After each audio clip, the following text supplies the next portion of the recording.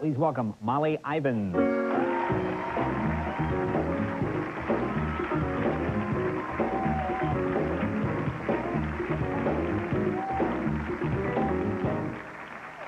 Hey, Molly, good to see you again.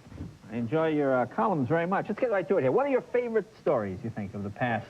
The favorite stories of '93? Sure. I love the story about the cream that gives you thinner thighs without exercise. Oh, no, I do remember that. See, I thought you were going to come up with some huge... I remember that was like that dopey... Well, we had several great additions to the White Trash Hall of Fame this year, don't you think? The White Trash Hall of Fame. Oh, yes. No, we got some people going in that. Actually, I have a weakness for geek stories. I seriously love geek stories. I love the story. There's a family in Floydada, Texas, named Rodriguez, and God told them all to get naked and get in a car and drive to Louisiana. Oh, I do remember. And how many of them were there? 15 people came naked out of a car in Benton, Louisiana. It startled the hell out of the Benton cops. So the 15 people naked driving in a car? It is my theory that that was not God who told them to do that. I think someone goes around impersonating the Lord. And that Lord impersonation should be made illegal. You remember a couple of years ago when Oral Roberts told us all that God had said to him, pay up or the preacher gets it? Oh, right, yeah. I bet that is the same Lord impersonator. Well, let me go back one now. What was the thing with the cream? I remember we did a couple of jokes about it, and I never heard about it again. But it was cream you rubbed on your thighs? I assure you, it's not on the market yet. Oh, I see. And your thighs just disappeared? And people bought this, huh? Yeah. I bought a few of them. Really? I use them on my feet. Really? Went from a size 12 down to a size 6. Really? That's fascinating. Well, how about the Texas legislature? That's always seems to be a good, ripe area for you. Oh, we never run out of material in our state. We came into this year facing an embarrassing situation. The state of Texas is totally out of step with the rest of the world again. We had more people killed the year before by firearms than were killed in automobile accidents. Oh. And that's pretty embarrassing even for Texas. So the legislature was thinking about how to change this around, and they decided to raise the speed limit to increase the highway frontage. To offset.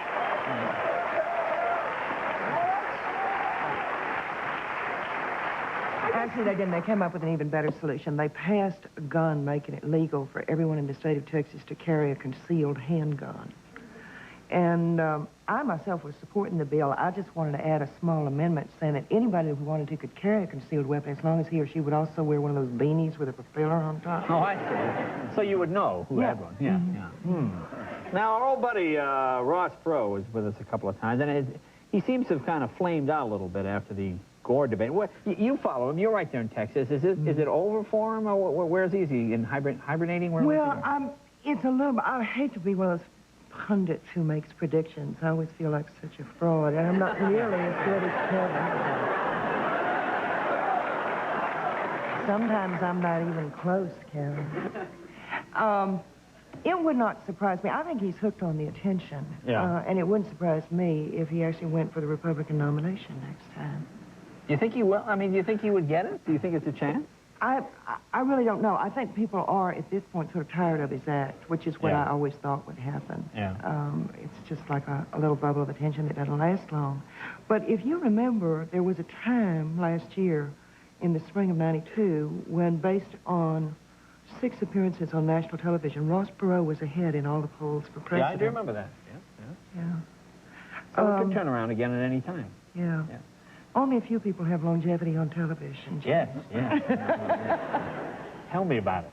Now, here's something. Now, we do these jokes, and we try to make them as benign as possible, like the whole thing with the Clinton allegations. As a reporter, these seems like stories that 10 or 15 years ago, oh, what are you talking about? There doesn't seem to be any proof to any of these. Do you cover this? Do you write about it? Or do you feel you have to write about it? Do you have that phony, well, my viewers want to know? No, I don't write about it. I'm really distressed by what's been happening lately. When I went to journalism school, we were taught not to print unsubstantiated allegations. Right.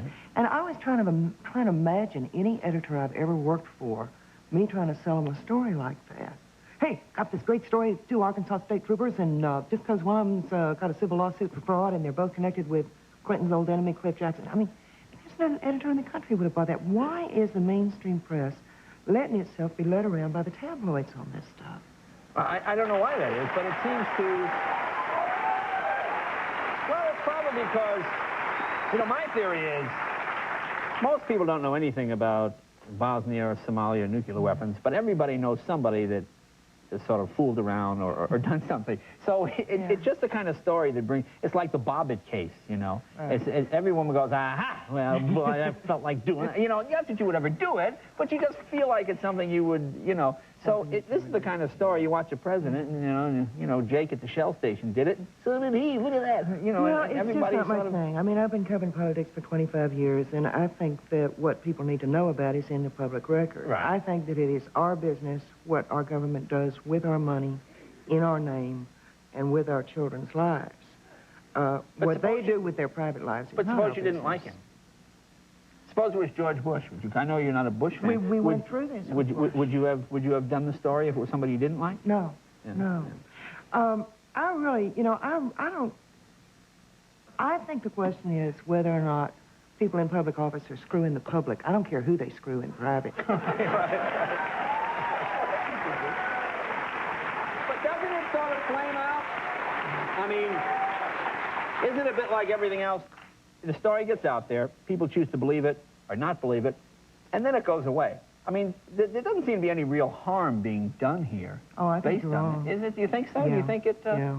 I really do think that one of the reasons we're always taught never to print an unsubstantiated allegation is that it can do terrible damage. Right.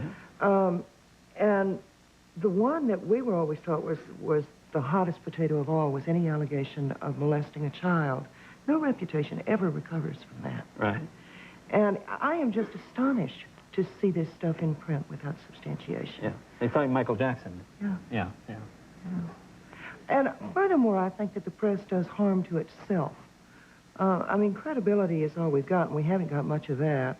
I mean, Kevin's not a journalist, but he plays one on TV, and look how credible he is. What do you want to know? What do you want to know? I got it. I'm just real distressed about all this. For years, I've defended the press when we were under attack. I think that we did right on Vietnam, and we did right on Watergate, and we did right on Iran-Contra, and now there's nothing I can say. I think we've brought shame on ourselves. Yeah. Well, that's interesting. Okay. And this is a very funny book, by the way, actually. I enjoy your columns, actually. I'm usually funnier than this. No, this is good. No, but it's good to hear it from the source. The book is called...